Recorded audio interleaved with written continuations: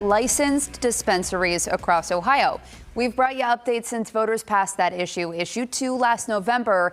And since then, a lot of hurdles, a lot of behind the scenes work. And WLWT News 5's reporter Danielle Dindak live for us in Columbia Township this morning. So Danielle, the first dispensaries are about to make that first recreational cannabis sale. Yes, you're exactly right, Megan. And also, like you mentioned, this is months in the making, lots of red tape and hurdles to get to this day.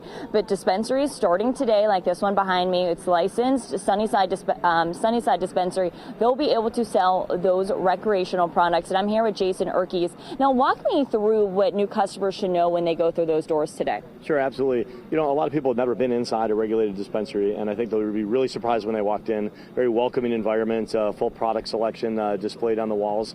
No glass jars, no bare hands going in to pull out a bud. Everything is prepackaged and child safety sealed, much like you'd see walking down the aisle at a Walgreens or a CVS. All people need to do is have an ID, a state ID, showing that they're 21 years or older, and cash or debit cards is the way to pay.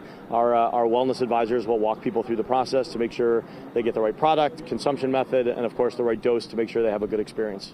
So this was passed back in November. Of course, it took months to get here. But on your end, how has that process been? You know, if you think about it, it's only been 9 months since this passed, and within those 9 months in a very regulated industry, the state had to approve cultivators and processors and the labs and, of course, the dispensaries, which are opening today. That's a lot of work. It's a lot to do to get a program like this up and running and a month ahead of schedule. So we're happy to be here today. It's history and a month ahead of schedule. One other thing I want to ask, Ohio is not the first state that you guys have rolled out in. Is this site normal with people ready in line? Talk to me through what we might be able to see today. Sure. The phones were ringing off the hook yesterday. People are very excited.